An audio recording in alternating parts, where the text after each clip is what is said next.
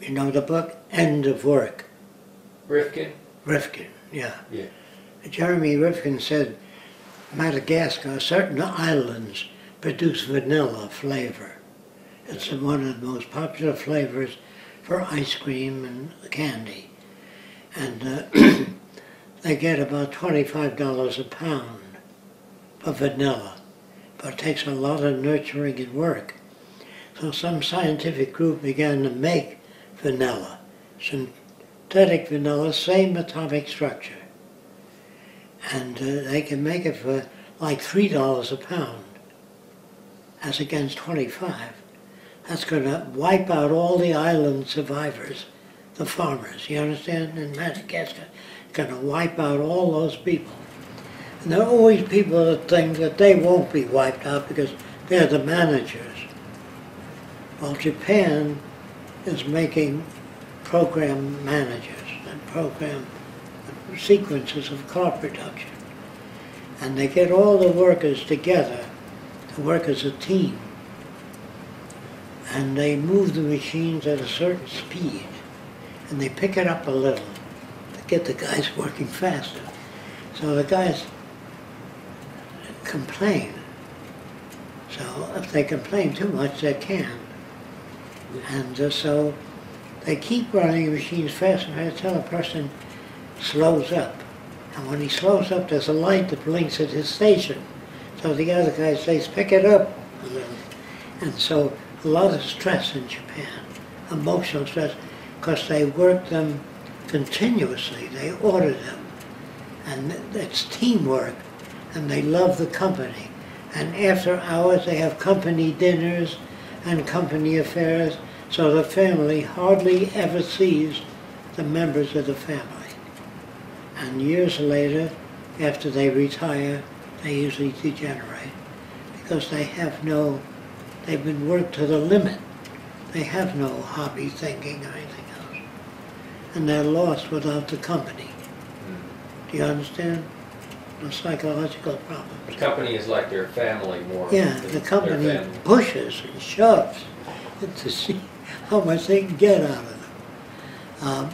So what you have to remember is that the company will not succeed unless it's faster than General Motors, better than Toyota, you know what I mean?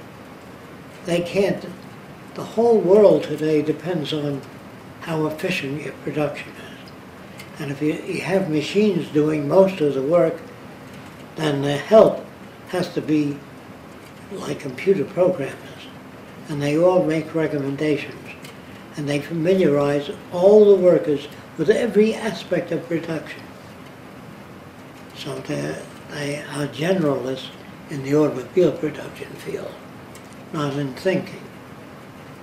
And their devotion to the company is like the mother. Without that mother, they'd have no jobs. And there's new organizations forming in Japan to try to counteract that. But that doesn't bring any money to Japan, so it won't be too successful. You can't counteract something unless you bring something new. They don't give many social services over there either, do they? They do have some. The Japanese that have been laid off, and those affiliated with Goodwill and all that, to a limited extent. But Japan does not have the social services U.S. has yet.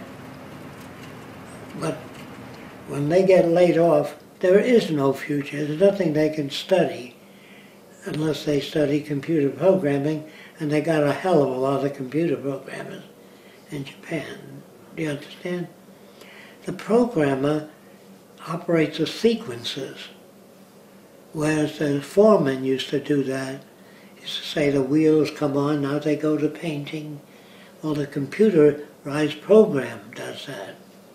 So the guy in charge used to be in the front office. Now the desk is right in the shop, next to the working men. So that they dress like the working men, they wear the same clothing. And that's to make them feel that they're all one. So American engineers went to Japan to study their system, and they're installing it in America. That's what time and motion people are. They get more motion out of people in less time. So if you assemble certain things and you got a straight assembly bench, if you bend it, all the parts are nearer. And so you can assemble things faster, but you don't get paid more. You know what I mean? So time and motion men are also engineers who try to get the most motion in the least amount of time out of most people. Now, their job is to get to do that. Their job is not to benefit people. See, now there should be psychologists study stress levels and stop at a certain point. That does not help the company. Do you understand? That's why they don't have psychological fatigue studies. But we would have that because that means more hospitalization. If you don't have fatigue studies, the company doesn't pay for it, the guy pays for it. So that's his problem. If he gets sick or a nervous breakdown, he has to go to a psychologist or a hospital. The company does not study that because it doesn't do them any good to find out what the level is. I think it would do them good, but they don't understand that. All they have is charts, production levels. If it goes up higher, whatever the production line is that's getting that high mark, it's called exponential curve. They try to put that on all levels. Then Japanese companies do not share ideas with other Japanese companies, but they do welcome visits to their plant, and people make notes and walk away with the same thing. Now the supermarkets, I don't know if you notice this, they don't have all the cashiers working. They have certain aisles working, and they put more load on the girls, tabulator. And they have new machines that measure the phone calls that the help makes while they're on the production line. If the phone call runs over a certain amount of time, it's noticed. It's printed out. So the executive managers of the supermarkets know how much time you spend on the phone, even though it's your family.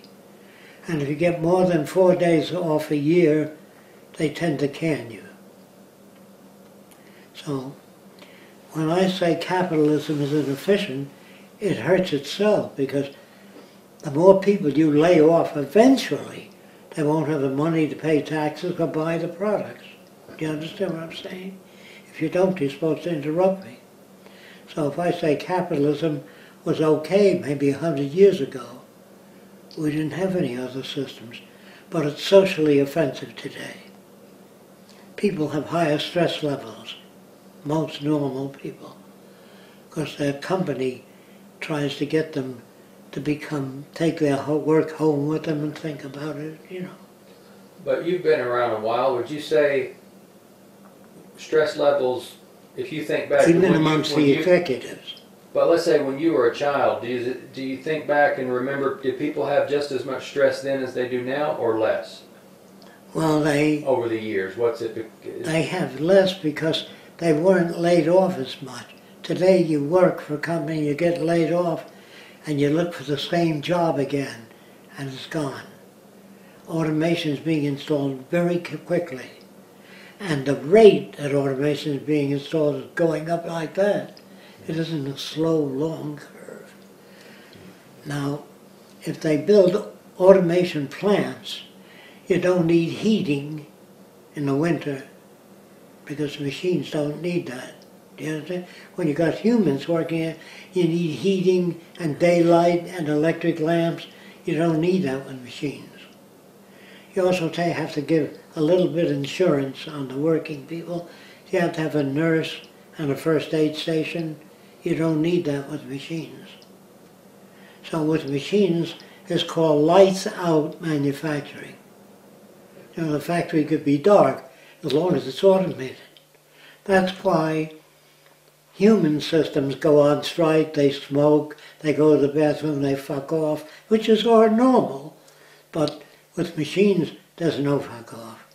They work hard all the time, and they make no demands. So if I say we're moving toward a machine world, It isn't a wish that I have, it's a natural direction of technology. An engineer's job is to tighten up systems, make things work better. So the engineers don't know that they're hurting other people. They say, well, why don't you become an engineer? Until they get laid off. Till you have like you have a monitor in a supermarket that works with a cashier, which I told you, they measure the time. If a person calls up and says, are you running anything special on beans today? If they spend too much time on the phone, they're moved out. So their phone calls are monitored. And the more you know about people and their bank accounts, the more you know that we're going to have a good business year this Christmas if a lot of people have savings in the bank. So they monitor, banks do monitor what you buy and how much you withdraw and how much you put back in. So the more banks know about you, and there's certain things they're not supposed to do that are against the law, but the lawyers have a way of saying, well, we want to know whether the person is an agitator, or a communist. So the more information you get on people, their savings, their habits, their hobbies, the more you know about them, the more you can predict. So I say what science is about is predictability. If you know if you go hunting Wednesdays, you're going to catch more deer than Sunday, because everybody's out there hunting on Sunday. You know what I mean? So if you keep a record of that, you have to do that for yourself in order to catch deer. Does that make sense? If you share your ideas, always go Wednesday because it's least crowded. If a guy says, instead of taking Saturday off at work, I'm going to work Saturday, but I'm going to hunt Wednesday because there's more deer. You understand that? He doesn't tell everybody in the plant that, because everybody would do that. Yeah. Self-interest hurts the majority of people, but it doesn't hurt the person that's involved in self-interest. That's why most people stick to what they know. Because when you tell them there's another way, it doesn't do anything for them right now. Do you understand that? That's why they're not interested. But if the system continues to lay off people, they're going to be forced to be interested. But let's say, I hope it's not too late, that the environment's so badly damaged and people are so badly laid off and so hungry, the robberies will go up. If you cut out the support structure, if they can't get a job and you cut out the payments, then crime will go up. Whether they hit you on the head and take your wallet or break into your house. Now it's more efficient for criminals to work as a gang rather than you trying to rob a bank. You have one guy outside looking around, one guy setting a building on fire 3 miles from the bank. That keeps the police occupied. You know what I mean? That's called strategy for bank robbing. Instead of you just going in with a gun saying, I want your money. The banks are now installing very heavy plate glass laminated so that even if you point a gun at the teller, she has a foot pedal she presses. That rings an alarm at the police station. That means there's a robbery underway. Now they're not allowed to install trapdoors in front of the cashier. When you press a button, you fall through the trapdoor, because it might accidentally go off and they'll sue the shit out of the bank. They're not that accurate yet, but I can assure you when they are, they'll install them. And it becomes more difficult to become a criminal with all these cameras around banks. Now, should the banks put the cameras in? Well, if they want to survive and don't want to be robbed every day, they have to do that. And their insurance is less. Do you want to know that? If you put fire sprinklers in hotels, your insurance is less. So people put them in, they don't put them in for your benefit. You got to remember that if you get sentimentally attached to any system, including the one where you're an engineer and you make things faster, engineers do not concern themselves with working people. So look, if they were smart enough, they'd be engineers. But until the engineers get laid off, that's why Veblen wrote a book called Engineers and the Price System. He explains what will happen to engineers. And he says that you are the guys that make everything happen. You ought to be in charge of society. But no engineer thinks that way. Except in the early days of technocracy, a lot of engineers joined because they knew by reading Veblen that eventually they will be replaced.